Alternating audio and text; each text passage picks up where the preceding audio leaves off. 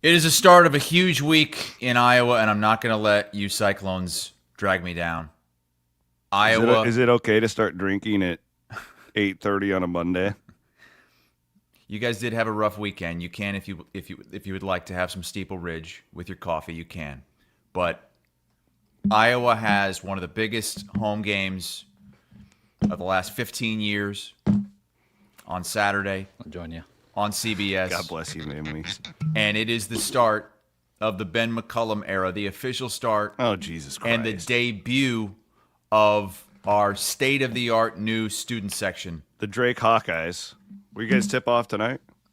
No, I think it's tomorrow. Tomorrow? Okay. Tuesday. We're saving it. You guys can do your thing tonight. We've got tomorrow. See, this is what pisses me off about you. What? Is I was going to be like really nice. Like I actually was going to say like, hey, can I just live vicariously through you this week? I wasn't even going to be a dick, and you have to come on and just you have to throw the McCullum trash, just piss all over. What trash? I'm excited for the start of the Ben McCullum era. What are you talking about? Robert Morris coming in. That's a Bob, opponent. Big Bob Morris. It's actually NCAA tournament team. Dude, I didn't realize that Iowa State played Fairleigh Dickinson, that team that made the NCAA tournament run. FDU. FDU. All right. Well, let's get into it here on a Monday here on Two Guys.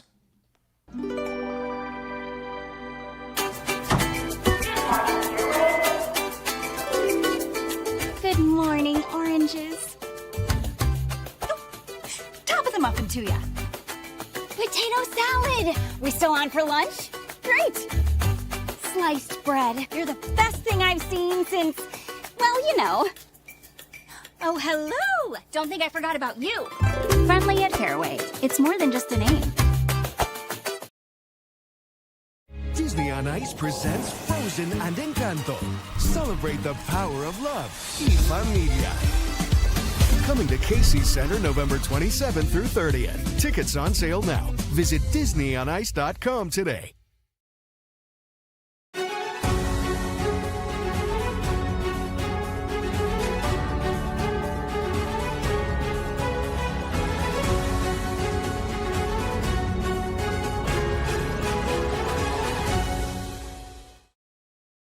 Hey, it's Murph and Andy, and we love talking sports and more. Catch us live at 1 o'clock every Monday, Wednesday, and Friday right here on Iowa Everywhere. And if you miss it, just go to iowaeverywhere.com. You can watch or listen there or wherever you find your podcasts. Chris Williams, Chris Hassel. Two Chris's, one network. This is Two Guys. Presented by Fareway Meat and Grocery. From the Channel Seed Studios, this is Two Guys. Exclusively on Iowa Everywhere. Welcome to the show. It's Monday, the 3rd of November. Dark times. You seem like you're dragging a bit. I'm fine. Welcome to the program. We are presented, as always, by our friends at Fareway Meat and Grocery. We are in the Channel Seed Studios. I saw this morning on the news that Fareway's opening a new store in Eldora, Iowa. Shout out Fareway, coming to the small towns. Eldora, what's that place known for? Don't they have like They got a dirt track out there at Eldora, Ohio. It's iconic. About Eldora, Iowa. Home of the Fareway. Isn't there like an insane asylum there or something like that, or a big time Probably prison? haunted. Welcome to the show. Iowa, Oregon, Iowa State's collapse continues. We really aren't going to talk much college basketball despite what we hit on the cold open there. But we have a lot to get to. My name is Chris Williams, always joined by Chris Hassel in sunny Florida. Matt Van Winkle is the producer of today's show. Start with Iowa State, who lost its fourth game in a row, and in many ways, I think this was the worst one. I think this was the most painful one for me, at least, on Saturday against a depleted Arizona State team. And so we're doing a new segment here. What's weighing me down? Every week, courtesy of our friends over at Siouxland Scales. Nick and the boys over there. What's weighing me down right now is Iowa State football. And just all of the negativity. Everywhere I go, I'm getting asked the same 4 questions. that I don't have an answer to. That's what's weighing me down. How are you today, Chris? Sorry, Siouxland Scales, bringing you guys into the mix with such a depressing... See, I don't want you to bring all of us Iowa fans down with you. Let us sulk, and then we'll get to you. Well, we can't... This is the lead story today, Chris. You guys made Jeff Sims look like a Heisman contender. Yeah, I was there. I saw it. And that wasn't even the worst part of the game.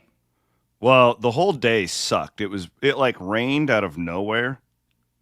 Matt, your carbless forecast sucked. What the hell? It changed What in on the us. hell are we paying you for? You said sunny and like 50. Oh, it's going to be a great day in Ames. I got didn't outside. say sunny. I said cloudy, but I got rain moved outside in. on Saturday morning, and all my shit was wet. I thought that's what we wanted when Arizona State came, cold and rainy. Yeah, That's supposed to be our advantage. And Iowa State did nothing to take advantage. Unless you had to face a quarterback that was one-dimensional like Sims, and then all of a sudden that kind of levels the playing field. I mentioned that it's not the worst part of the game. Obviously, the Ben Bramer thing's out there. We'll talk about that a little bit later, and glad he's okay. But the worst part of this game and the biggest story coming out of this game is Rocco Becht. And I heard you in the postgame, Williams, say that this coaching staff really has to think about potentially making some kind of move here. And it's just incredible that we've even reached this point. And I get why you and other Iowa State fans would say that this is a possibility. I can't see it, given that he is the face of the program, the captain, the leader of the team. I think you would have long-term ramifications if you did make some kind of move there at the quarterback position to try to give yourself a better chance to win a game. I think you're right. You know, full disclosure, when I do those reaction pods, it's right after the game. Mm-hmm. So you kind of putting yourself out there. And I don't take back anything that I said, because I truly believe that, I mean, if you just get average quarterback play, just average play, Iowa State has 2 losses right now instead of 4. Maybe 1 loss. Despite everything else. Yeah. I truly mean that.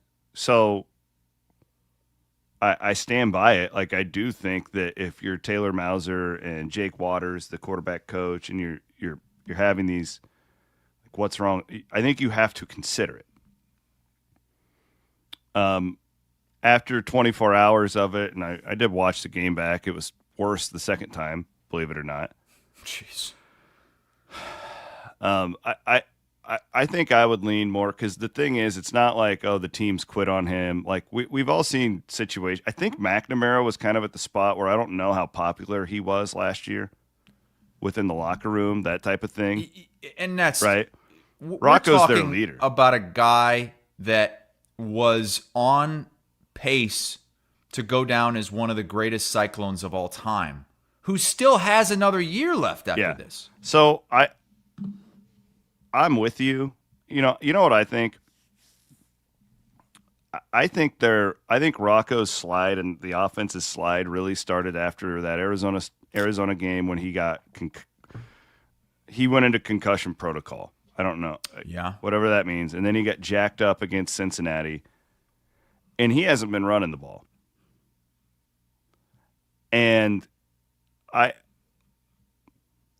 think, like, what I would do if I were the coach is he'd still be my starting quarterback, because the guys still want to play for him, and everything that you said. But I would let this Connor Moberly kid or Alex Mansky, whatever, and bring in some, like, running packages, like, just to take the pressure off of this guy. What's frustrating about Rocco is, like, we've seen him play such good football. I mean, Ben Brunn said on Cyclone Sunday after the Arizona game that he may be the best quarterback Iowa State's ever had. Phil Simms talking about him being an NFL draft pick, all these things. That feels like an eternity ago. So what can you do to get him back to having fun and just playing football again? And would, like they did with Joel Laney, would something like that just change? That way you're not benching him. Because the other problem is, it's not like it's all him. The whole team sucks. God, it's everything. It's everything. He's a scapegoat right now. But the problem is when you are the quarterback in this world, when you're the highest paid player on the team, and we're constantly watching you sail passes, and, is the coordinator at fault? Absolutely. Are the receivers at fault? Absolutely. Is the defense perfect? Absolutely not. All of these things can be true. But time and time again, I mean, just a perfect example is the last play of the game. People go, oh, why'd you run a route short of the sticks? That should have been a 20-yard gain if he just hits the guy in stride. And we've seen it time and time. Like the interception last week against BYU is completely inexcusable. That was 100% on the quarterback. And this is a really weird spot we're in college football where all I'm saying is, Chris, if you'd never watched Iowa State play, okay? Mm-hmm. And you've tuned into these last two games. You've never watched Iowa, and you don't know about Rocco being a great leader, and you don't know about his past. What do you think when you watch Iowa State? You would think, God, don't they have a better quarterback to play? Yeah, you think you got to shake something up. Yeah. Something. But, man, is it worth risking the long-term ramifications? Probably not. If you more bench that I've thought Rocco about Becht, he's probably gone next year. Probably not. And the more I've thought about it since that game, I hope you guys can appreciate it. I go on the game and I just tell you what I think. Yeah. Well, you're saying a lot of what the fans had been saying all game. I mean, it was all over social media. The more I thought about it, there's more nuance to this. Yeah. And I also think there's some, I don't think anyone up there has quit on. I don't think that they think that he's broken. I don't. I'm saying, what can you do to help him get back to that form? Because we know what that form looks like, and it's really good. How do you do that? And I don't know. So I think you shake it up. You do a little 2-quarterback thing like they've done in the past. Campbell's done that a lot over 10 years. I would be shocked if they don't do that. To me, that's the lever you pull here. But I don't know if it'll work. He seems like he needs a sports psychologist, and the guy has a really bad case of the yips right now. And again, I want to reiterate, it's not all Rocco Becht. This whole football team is completely regressed and is a shell of what it once was. Mm-hmm. It's not all on one guy. Well, the only thing really working is the running game, which is why I don't know why you would need to make a change to potentially a running quarterback. I could see it if you're having trouble running the ball, but that's the one thing that this team is doing well. Yeah, you're right. Is running the football, and I would even say they should be running it more. The problem is they keep getting behind, and then I agree with you. That's what's so flabbergasting to me about this situation. This is the best running game Iowa State has had since Breece Hall was on the roster. Mm-hmm. Every statistic will say that. The offensive line is performing at a high level. That's usually the conversation this time of year. Cyclone fans are like, man, if only our offensive line didn't suck. That's pretty good. Big Papa says we were super critical of Ferentz for not giving QB2 a shot. Looks like Campbell is going to stick to his ways too. And again, I totally push back on that because this is it would be like benching if it was Iowa, for instance, it would be like benching CJ Beathard. In that vein, we're not talking about Cade McNamara, who was a transfer quarterback coming in that never really fit in, never really did anything, or a Deacon Hill, or even a Spencer Petras, was never looked at as a good quarterback or somebody that's going to be a Hall of Famer at Iowa. This is completely different because of what Rocco Becht has meant to the program and what he could still mean moving forward with another year left. If he didn't have another year left, I might consider it more. But what are you looking at? Are you looking at trying to potentially jumpstart your team to win a game or two down the stretch in a pretty much lost season that could potentially shake up your culture and your future? I don't know if that's worth it at this point. I don't know. And the only thing I would push back on, and this is kind of where I came from with my commentary on Saturday, are you hurting him more by keeping him out there? Yeah. The other problem, it's possible. Hey, he could leave after this season anyway, even if you keep playing him. Maybe he decides, I'm just going to, I've plateaued here. Yeah, I need to go somewhere else. I need a fresh start. It's not working. Who knows? This decision is so difficult. Shit, Campbell might not even be there next year. So what are you looking at doing? If you're looking at potentially jump-starting the team to win some games, I think you owe it to every fan, every player to try and win now.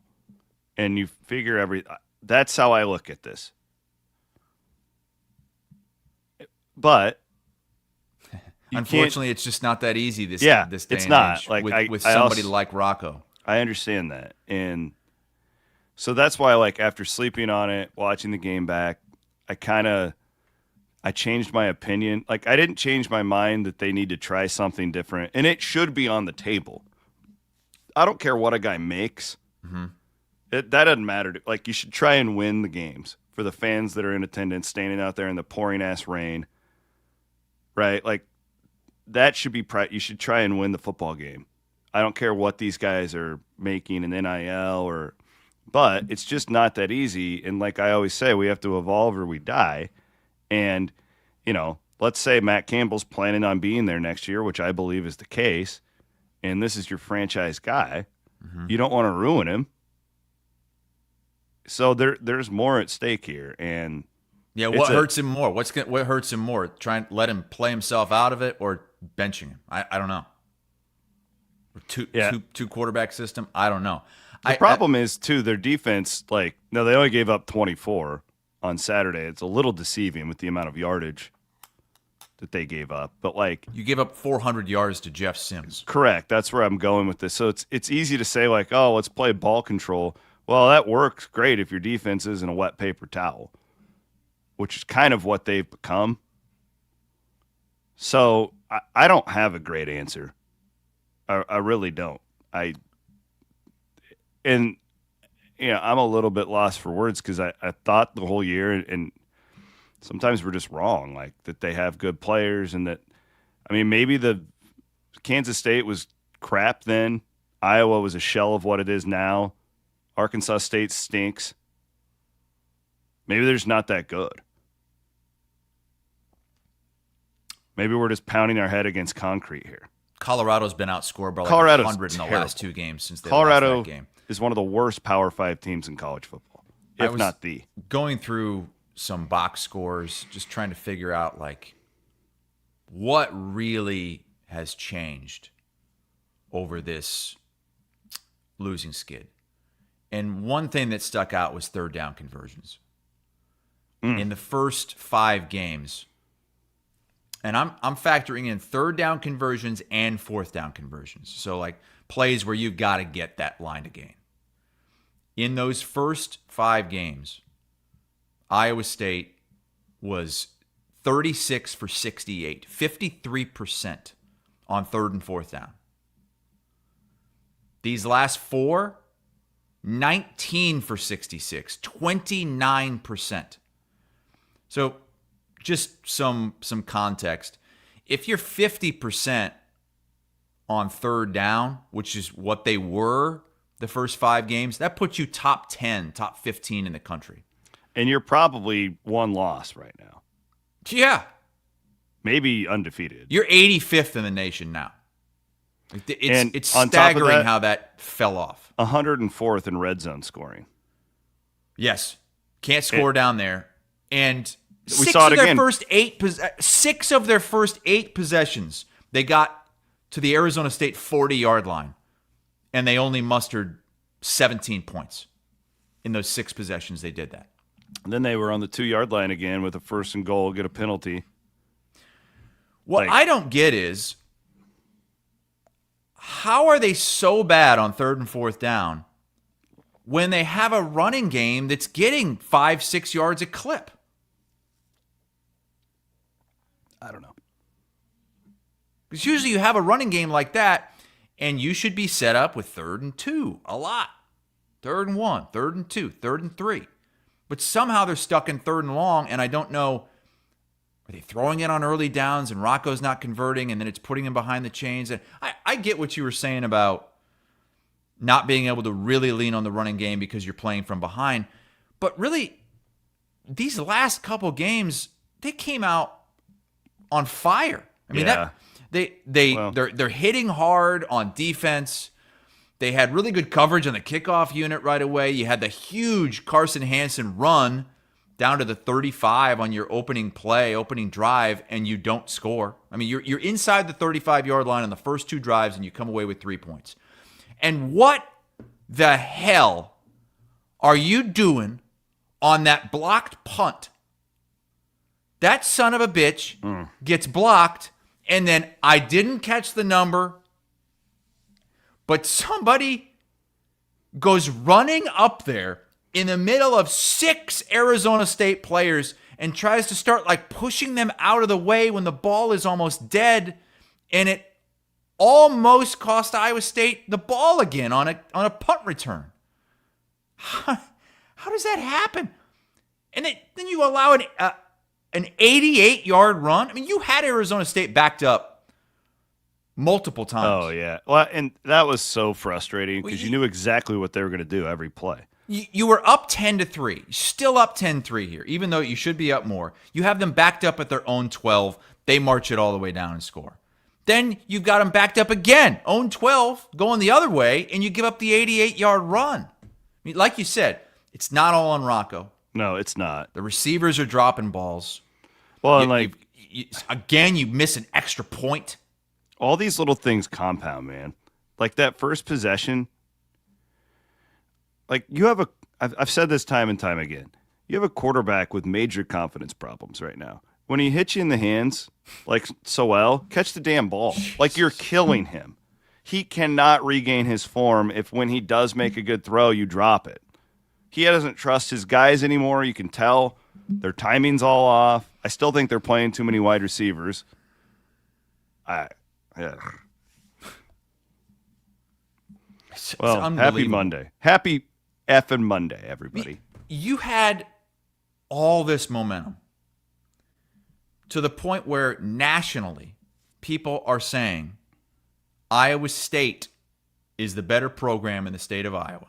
Well, they did beat them. They are on the trajectory. No, not just for the season, but this was like the trajectory of the program. Well, that was true. And it feels like that's all gone. As you've come down, Iowa has come up and has a huge game this weekend. It's just bizarre to me how quickly this has shifted, and Iowa State has lost all of its momentum. Everything.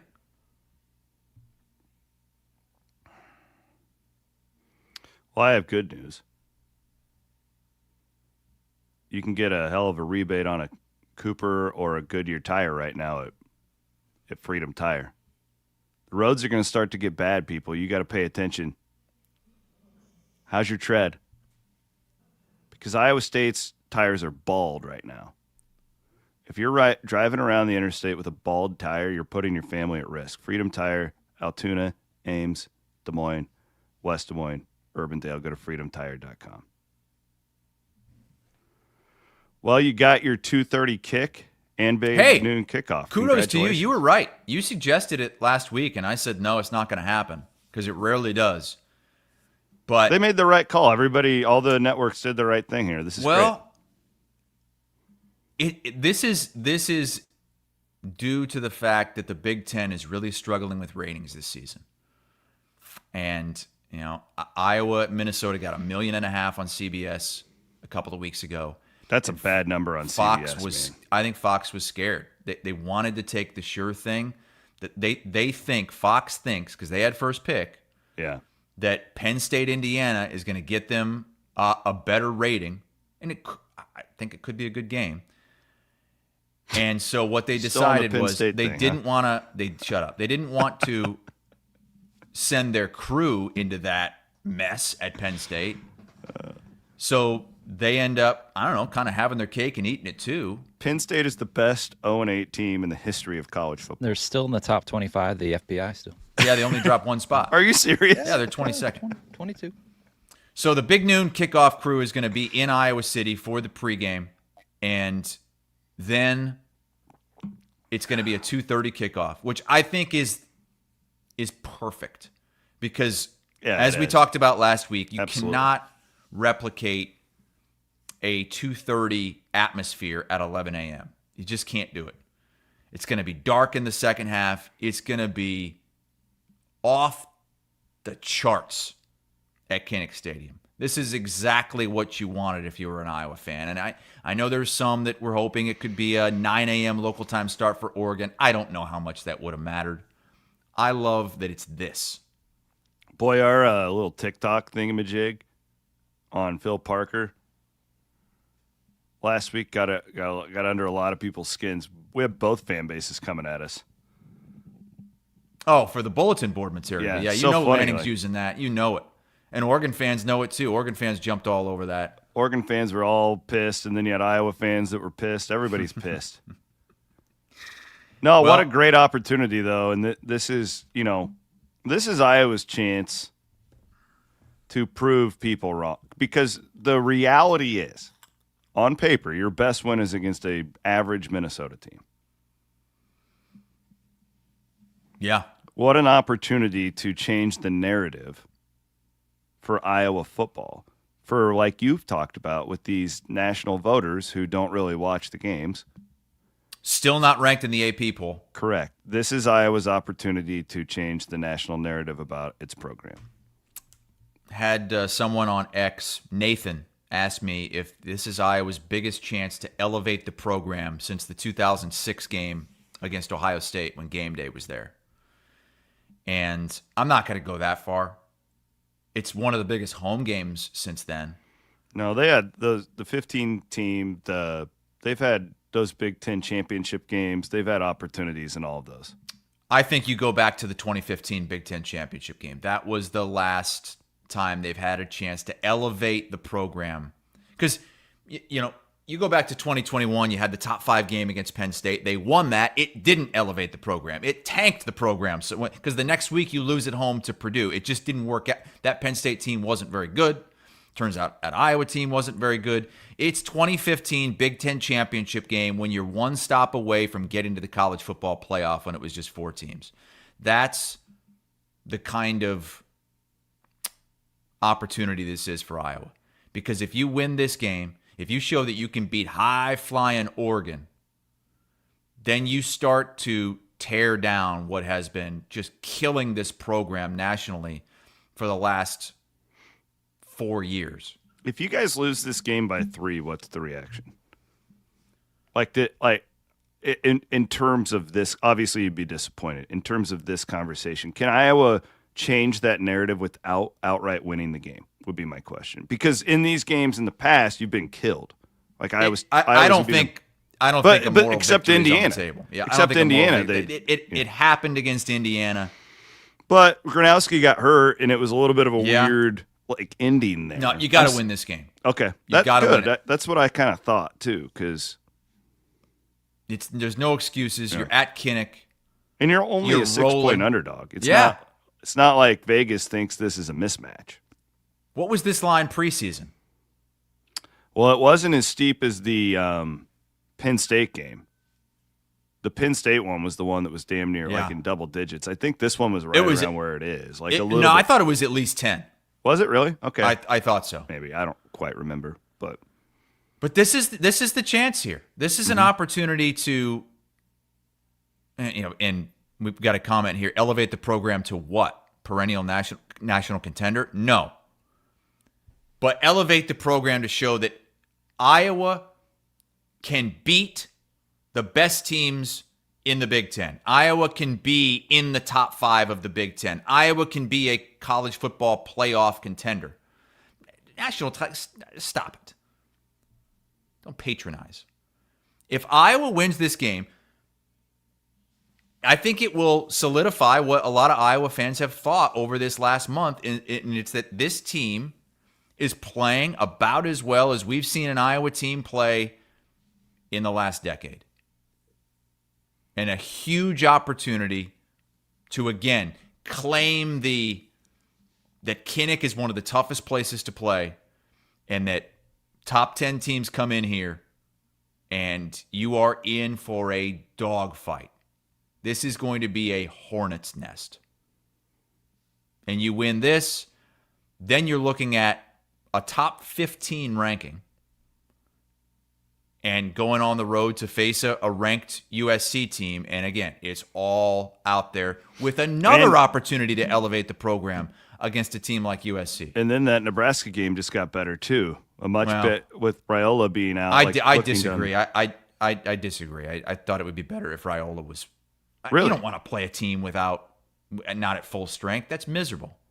No, I'm saying it opens the door for Iowa. It's a better game for them now. It's an easier game to win. I don't agree with that. Really? I'm not saying it's not an easier game to win. That's what I'm saying. The pollsters and the play, they're not going to care if Raiola's out there if you win that game or not. That's not going to impact Iowa. I don't know. I just hate it. It's always a big downer. That's for me. a different conversation. You can hate it. I'm saying, objectively, when you look at Iowa's schedule, it just got easier. Maybe a little bit at the end of the year against Nebraska, maybe. But look, if you lose one of these games, as a fan, I want Iowa to be playing as many ranked teams as possible in moments where you can prove you can beat them. I don't want to play a team that's down. That's not that much fun. Well, a team without the Nebraska fans are going to have excuses. Yeah, again, different conversation. I respect and agree with you. That's your way point. down the road. I do think it's better that USC won that game because USC is going to be a top 20 team most likely when Iowa plays. They're really good. In a couple of weeks. USC's really good. That was one of my CW pod overs on the season. Hit that one, baby. Feeling good about that one. All right, so 2:30 Iowa, Oregon. Iowa State's at 2:30 as well in Fort That's Worth. at 2:30. Oh God. Yeah. Well, I won't be watching much of that. That's fair. Let's do our. My dad's coming this weekend. He's going flying to the game? in to watch the Oregon game. Oh, I give my dad credit. Don's just slinging insulting messages on his Facebook page, and my dad's sitting there gutting it out with all the sickos at Jack Trice Stadium. I thought my dad was going to break down and cry after that game. I felt so bad for him. Sat with him in the first half. It was nice. I sat with my mom and dad and wife and kids. It was lovely. Your dad looked miserable in that picture Yeah, it you was sent. not a great Just scenario. miserable. Everybody was miserable, Chris. It was one Poor of the worst bastard. days that I can remember in Ames in a really long time. The weather, the game. And let's get to our Kelderman Manufacturing Triple B, because this is what really weighed on us all. Bigger, better, bolder. Built by Kelderman Manufacturing. And that's Ben Bramer, the situation that happened in the second half. I'm so glad that he is okay. Truly the most horrific thing I've ever seen on a football field in person when he collapsed. Everybody who saw it on TV, I actually think it was more graphic on TV, the way they showed it. And it honestly, it looked like he died. Like if you didn't know, it was horrifying. That place was so quiet. And I mean, I'm just so glad that he's okay, for one. But two, I thought everybody, the response at Iowa State was really good. They had that cart out there. Man, I've never seen a cart get out to a guy as quickly as they did for Ben Bramer. It was just the way he collapsed like that, and then his body gets stiff. Like, we all were thinking the worst. I thought for a moment that he may have died on the field, and I'm just so happy. So Ben's a great young man. I know him, and just comes from a really good family, Midwestern kid, and he's my Triple B today. That was a really, really scary situation. And it did give us perspective in the middle of that game when everybody's pissed off and hooting and hollering, and then all of a sudden you have that happen, and it's just like, oh my God, like what are we doing? So I don't know exactly. No, they haven't said exactly what the injury is or what his outlook is, but it doesn't really matter. All that matters is that he's going to be okay. So Ben Bramer, my triple B today.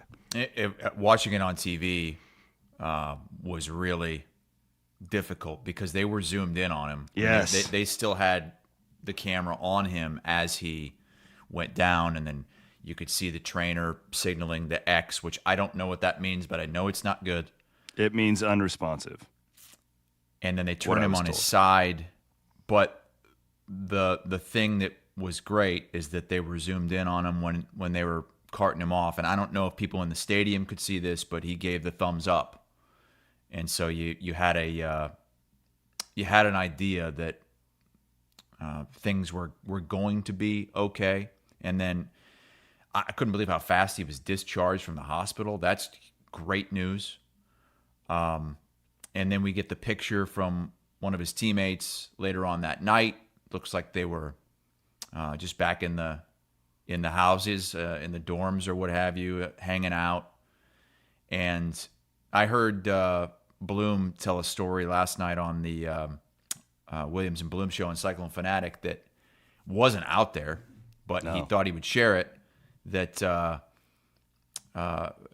sometime in the last year, Bramer was supposed to show up for some kind of We Will event and couldn't make it. Bloom said that Bramer was in a car and witnessed a crash in front of him and actually got out and pulled multiple people from the car before the car started on fire and may have saved their lives. What a selfless act. And nobody knew about it until Bloom mentioned it yesterday because he just felt like that was the right moment and shows what kind of guy he is. Yeah, I'm just really thankful that he's good. And it was, oh man, the only thing I could compare it to was the Damar Hamlin. Yeah, that's what I was thinking about. Because he got hit in the chest. You just don't see injuries like that. Like you see guys get knocked out. Yeah, and then like the convulsion thing. Yeah, right when he was collapsing, like it was horrifying. So man, I'm just so thankful. Yep. Matt, who's your triple B, buddy? It pains me to do this, but the Dodgers winning the World Series. What an epic World Series. Oh my, we had Hassel watching It was so good. I was watching that over some college football late at night. I did too. Matt, you'll be so proud. Elise and I were still in the camper, and I was teaching her about playoff baseball in the camper on Saturday night because she couldn't understand, like, wait a minute, they score one run, the season's over? Like, I was just incredible. I mean, you had these plays at the plate. You had incredible, at bat. It was an unbelievable series. It's, you guys know I'm a big Giants fan. I hate the Dodgers, but man, the fight that they put up. Is that one of the most painful losses that you can recall? Oh my God! At home for the Blue Jays, like they had multiple chances to win that game. Oh my gosh, That's horrible. Could you imagine being a Blue Jays fan in that moment? Like you're up 4-1 the way they were 4-0 or whatever it was, and then just watching it trickle away, and then down to the you're the ninth inning. That guy gives up the home run to tie. It's like, oh my. Yeah, a guy who has just been terrible all year. Yeah. Get up the most home runs in baseball. The catch in the outfield where the two Dodgers players collapse, like you're talking inches away from winning the World Series. You had the play at the plate where Smith comes off the bag for a millisecond, and all it took. That game had everything. It had everything. That was one of the best high-stakes sporting events of all time. You back? You back with baseball? No, I mean, I still don't. Like, I don't. The problem is, Matt, we have to wait. I'll watch the World Series Game 7, but like I'm not going to watch a Cubs game next year. There's a bigger story to this too with the Dodgers, right? With them buying their team essentially, and looking ahead in a couple of years, we may have a lockout, and it's. Matt, tell me this. This made me sick. Yeah. Does Freddie Freeman retire a Dodger? Absolutely. He's not leaving. Well, no, I mean, where does he go in at the Hall of Fame as? A Brave or a Dodger? He's going, Oh, no, he's definitely a Brave. Ooh. Well, he's 1-2 with the Dodgers now. Somebody mentioned that to me on Saturday night, and I about vomited. No, I think he's he probably definitely goes going in as a Brave. Yeah. He has to go in as a Brave. Yes. Come on. Wait, did ridiculous. he won one with the Braves too, right? Yeah, he So won this that is one in his third? 21 with. Yeah. Good for him. He's a great Well, guy that's what too. sucks for me. Like, I'm an NL guy. Like, I'm still the guy who waves the flag. It's so stupid with interleague play and all that stuff. But I just found myself rooting for the Dodgers. But then I'm watching these poor Blue Jay fans, and I was like, God, with the Vikings, and I've been on that side so many times. I have sympathy for these people. What sucks is the Dodgers have so many likable guys. Like Betts is likable. Ohtani's agree. It's like, ugh, I hate him, but they're a fun Good, team, man. Great Good team. series. You know, if you had Maya and Hassel's attention, that it was kidding. compelling. We had a whole text group that everybody was watching baseball, and we're always betting college football at that time of night. What about you, Christopher? I'm going to go to Sunday. It was a really incredible Sunday of NFL action. First time in a few weeks. It seems like the last couple of weeks had been just real dogs. But the Bears-Bengals game, oh my God. I don't know if you watched this, but the ending to this game, the Bears had a pick six that was going to put them up 21 points with like 4 minutes to go. And Red Zone cuts away from it. And then they come back, I don't know, 2 minutes later, they're like, well, they actually ruled him down by contact. So it's still a 14-point game. But you're still thinking it's over. Bengals somehow score 14 points, recover an onside kick, and they are right there ready to win this game. And Caleb Williams gets the ball back and finds Colston Loveland over the middle, and Loveland breaks a tackle at the 40-yard line and runs it in for just a euphoric touchdown. 58 yards with 15 seconds to go, because the Bears were just trying to get into field goal range. My triple B is Colston Loveland, because this guy has been much maligned by Bears fans this season. If you remember, the Bears took Loveland 10th overall in the draft, ahead of Tyler Warren. They could have taken Tyler Warren. They draft Colston Loveland out of Michigan, and he had been nothing but a disappointment so far. I mean, he hadn't really done anything. Hadn't scored a touchdown. His best game was 3 catches, 38 yards. Meanwhile, Warren looks great over with the Colts. Well, Loveland in this game breaks out. 6 catches, 118 yards, 2 touchdowns, including that incredible game winner with the broken tackle. Good pull. Look, I thought that game was over. I quit paying attention to it. So did a lot of people. Yeah. And Ryder Boy says Tyler Warren is still better than Colston Loveland. I think you're probably right. Like, I'm not saying this proves that the Bears were right. I'm just glad that he had this game and broke out, because he had been getting a lot of shade from Bears fans. Triple B, Kelderman Manufacturing. Speaking of Kelderman, I seen that you got a sign over the weekend. We have a new, it was a big decision by Chris and Kristen Hassel what to do for the trick-or-treaters, and we may or may not have planted this sign from Kelderman.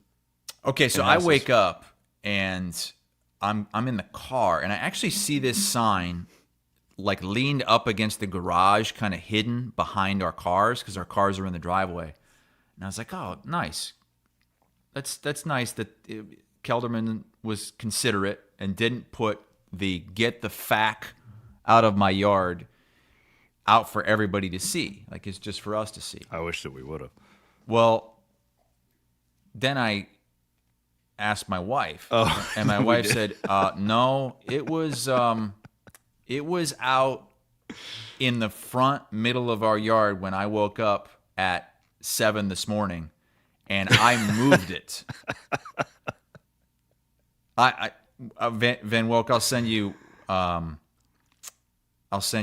Kelderman's. Oh, I got daughter. the picture from Kelderman.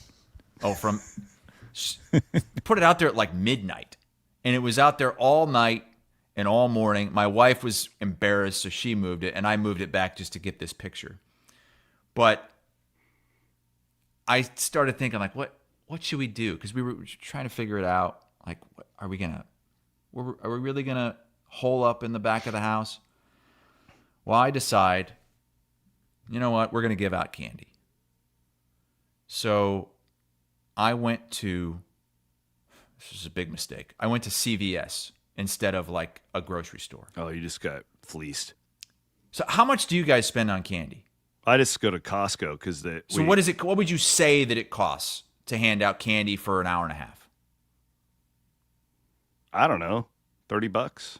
Oh my God. $50 maybe. I don't know. Van Woke? What would you say? Well, I know what you paid, but I mean, depends how much candy you want to hand out. If you want to hand it all night, probably one per $100. person. 100. One per person. We allow Candy's 2. expensive now. I allow 2 per person. Okay. I spent $135. I had about. What did you hand out there? Well, we had Jolly fruit on Rancher? one side, chocolate on the other. High chews? So it was all your different chocolate ones that you would expect, and then the fruit was like Starburst, Skittles, you know. That's the bowl to go to. Stay away from go to the fruity ones. That's what happened. I got more chocolate than fruit. The fruit went away faster. It's Joey Logano. Not only did I decide to be a good guy, spend all that money, and there's Kelderman's daughter putting the sign in, I power washed the driveway before they came. Made the driveway all nice and clean. Got all the dirt off the pavers because we sat out in the driveway to hand it out. So the kids didn't even have to come all the way up to the doorway. Put some chairs out there.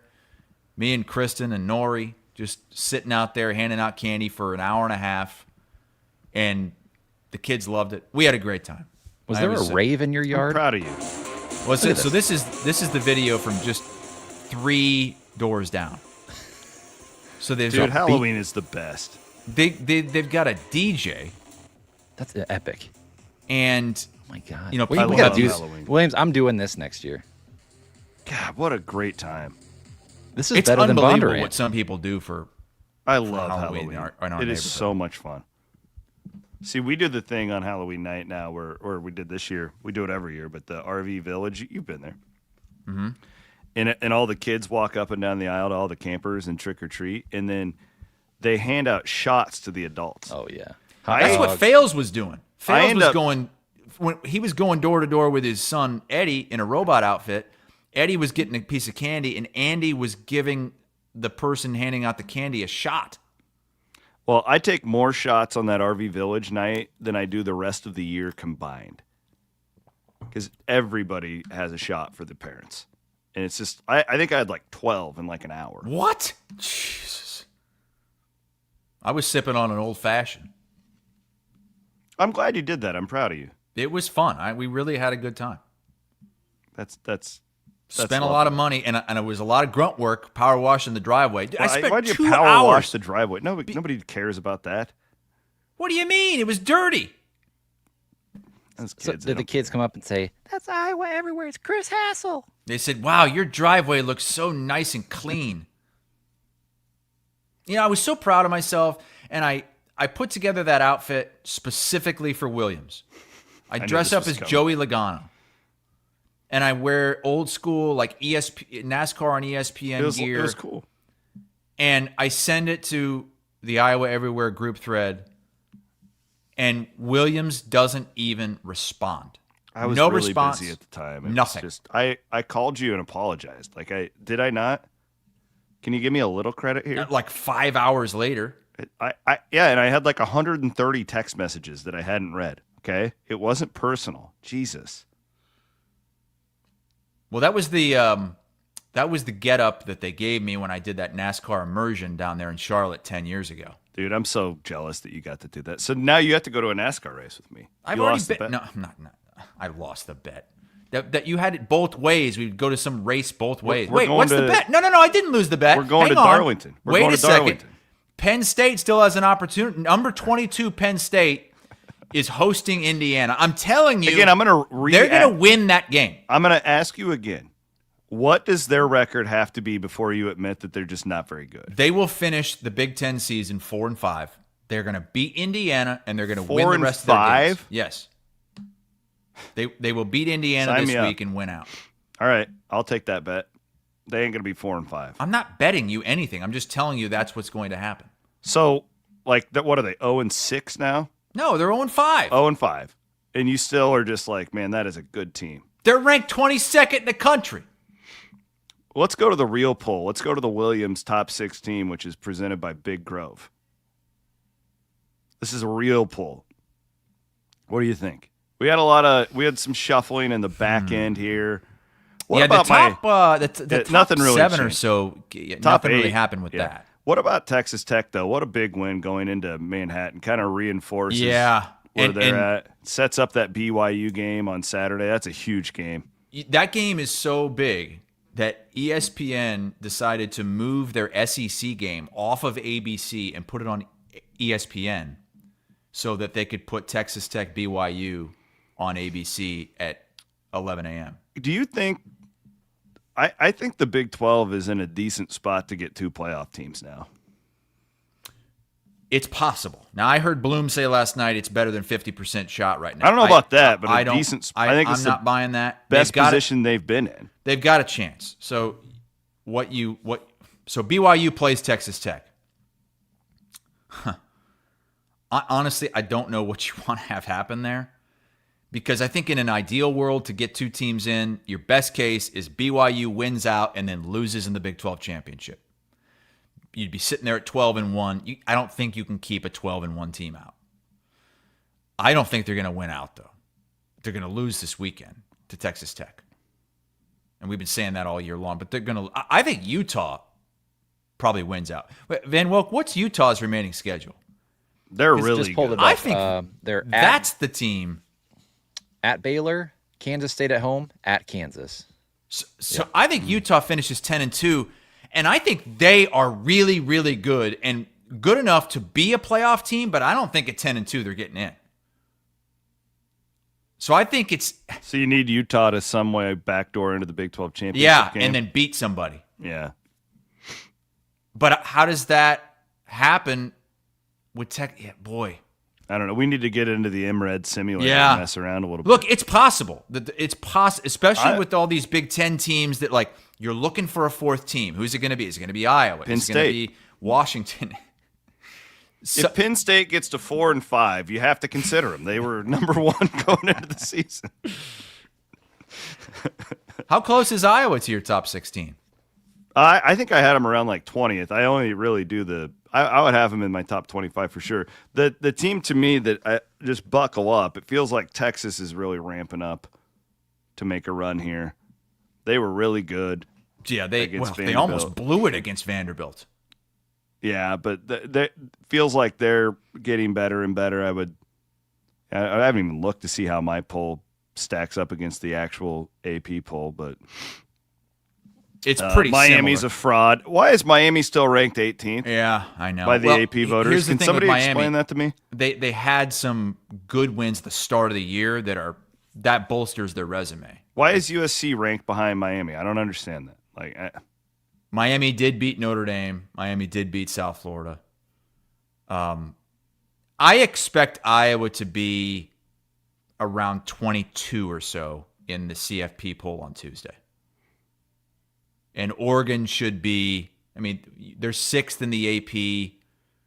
I would say they're in 6 or 7, something like that. Tennessee should not be ranked. I agree with you, Hair Trigger. Tennessee, 3 losses, and they're still 23rd. That's all about starting the season in the top 20. Come on, give me a break.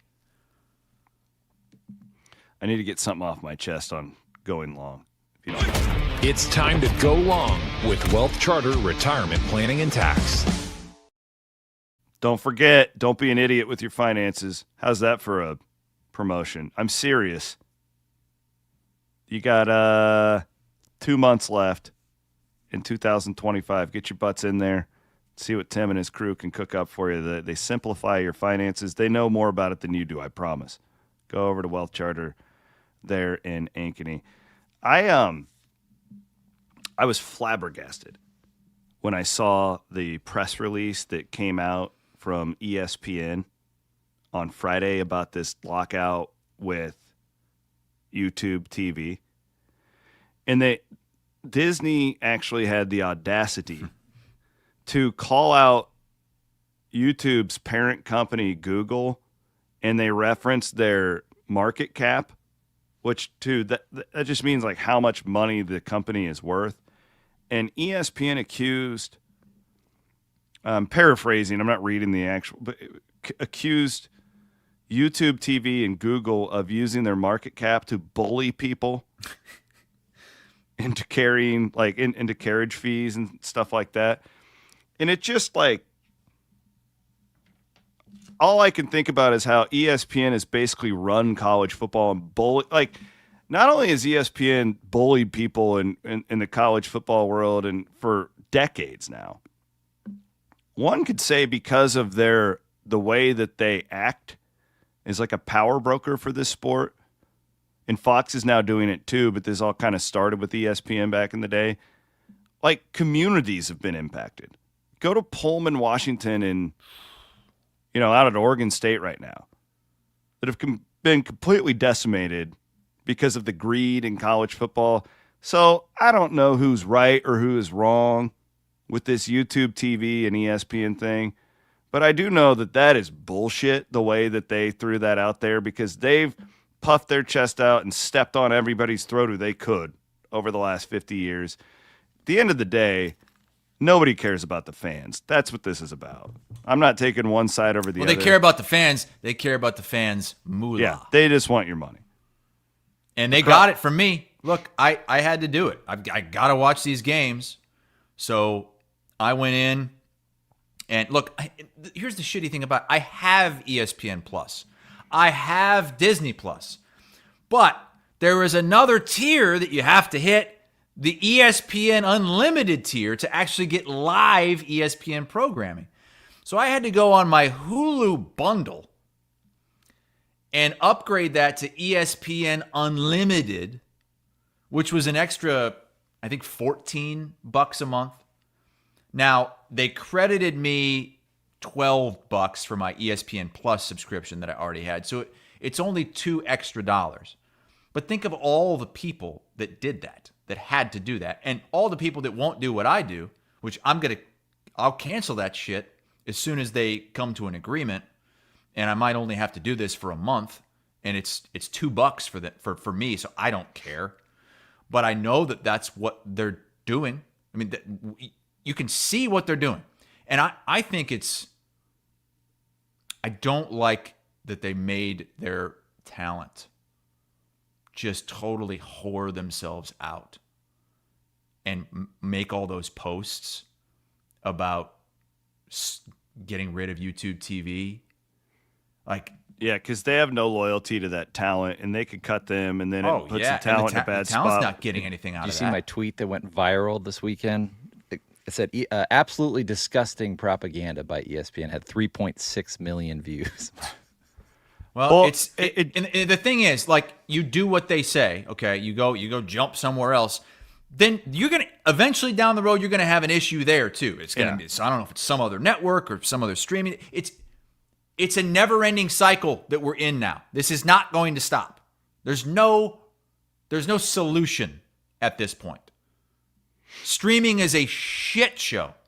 I just thought it was really rich that they pulled out the market cap. Like Disney out there acting like they're this little old Clemson. Yeah, right. It's like Dabo. Mm-hmm. You're going in depth on that on the CW pod, aren't you? I'm looking forward to that. Yeah, I'm just like, I'm over it, man. Like, I'm so over people taking fans for granted. And it happens, it happens everywhere. And freaking Disney, the one thing that, like, it's pretty rich for me to sit here doing what we're doing and, like, rooting for big tech here. I get it. Like, there's a lot of, like, hypocrisy. But for so long in this space, Disney has just stepped on everybody's throat and done whatever they wanted to do. And now there's actually some dudes with bigger checkbooks who can stand up to them, and they're going to act like the underdog. It's like, come on. Nobody cares about the fans. The only thing that they care about is that you're watching and they're getting your money. They don't care about the products. They don't care about our local communities. They don't care about your teams. They only care about the bottom line. That's my going low. Pisses me off. I had to. I have two TVs going at the same time. I had to use the ESPN app multi-view for one TV, and then the YouTube multi-view on the other TV. And the other thing that really pisses you off is that the ESPN app was pretty clunky. Yeah. Pretty clunky. Like it froze several times for me. That made it really hard watching the World Series on one TV because I was watching Utah and Cincinnati. Mm-hmm. I didn't have two TVs because I was in my camper, so I'd have to get out of the app, go into YouTube TV. It was a mess for a lot of people. All right. Matt, what's going on at Iowa Event Center? I know we got Disney on Ice coming up. Disney on Ice coming up around Thanksgiving time, November 27th through the 30th. I wanted to talk about this, too. Maybe this is a good segue into basketball. Hawkeyes hosting the Bucknell Bison. Bucknell. December 20th. Should say Casey Center. Sorry about that. I don't know why that says Wells Fargo Arena, formerly Wells Fargo Arena, now the Casey Center. But great tickets available. Talking to Flack about this, they've priced this really well for people to get into this game. So get on down to the Casey Center. Very cool. Basketball starts tonight. I'm going to Hilton Coliseum, Iowa State's opener. I don't go to all the little non-conference games, but I like being there for the first one. The Iowa State women actually tip off in an hour and a half. They always do that Kids Day thing in the morning.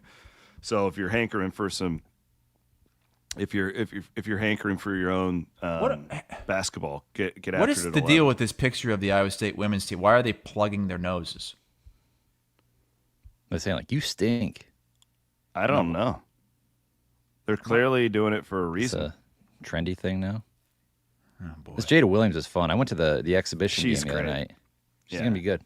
You would like her, Hassel. She's a huge dog lover. Oh, good.